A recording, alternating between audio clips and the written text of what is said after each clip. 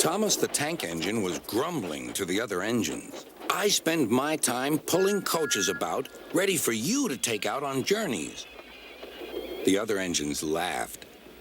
Why can't I pull passenger trains too? You're too impatient, they said. You'd be sure to leave something behind. Rubbish, said Thomas. I'll show you. One night, he and Henry were alone. Henry was ill. The men worked hard, but he didn't get better.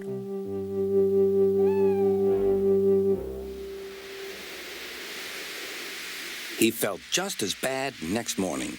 Henry usually pulled the first train, and Thomas had to get his coaches ready.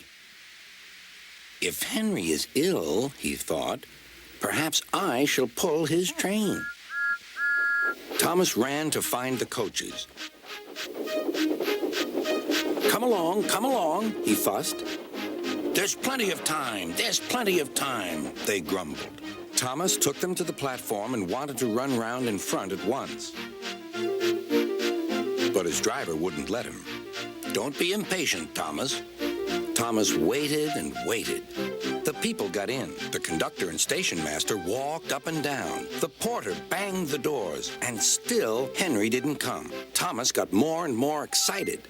Sir Topham Hatt came to see what was the matter, and the conductor and station master told him about Henry. Find another engine, he ordered. There's only Thomas, they said. You'll have to do it then, Thomas. Be quick now. So Thomas ran round to the front and back down on the coaches, ready to start. Let's not be impatient, said his driver. We'll wait till everything is ready. But Thomas was too excited to listen. What happened then, no one knows. Perhaps they forgot to couple Thomas to the train, or perhaps the driver pulled the lever by mistake. Anyhow, Thomas started without his coaches. As he passed the first signal tower, men waved and shouted, but he didn't stop. They're waving because I'm such a splendid engine, he thought importantly. Henry says it's hard to pull trains, but I think it's easy. Hurry, hurry, hurry, he puffed, pretending to be like Gordon. People have never seen me pulling a train before. It's nice of them to wave. And he whistled. Beep, beep. Thank you. Then he came to a signal at danger. Bother, he thought. I must stop. And I was going so nicely, too. What a nuisance signals are. He blew an angry beep, beep on his whistle. The signalman ran up. Hello, Thomas, he said. What are you doing here? I'm pulling a train, said Thomas. Can't you see? Where are your coaches, then? Thomas looked back.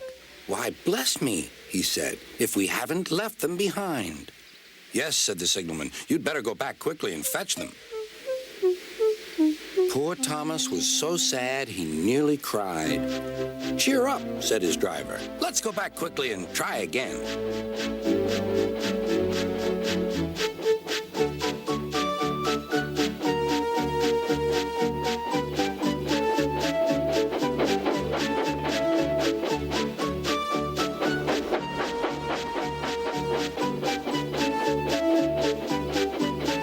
Station, all the passengers were talking at once.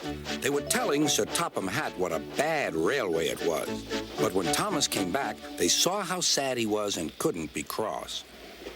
He was coupled to the train, and this time he really pulled it.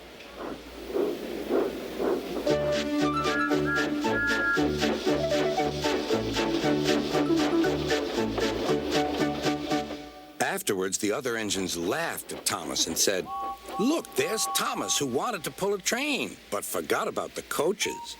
But Thomas had already learned not to make the same mistake again.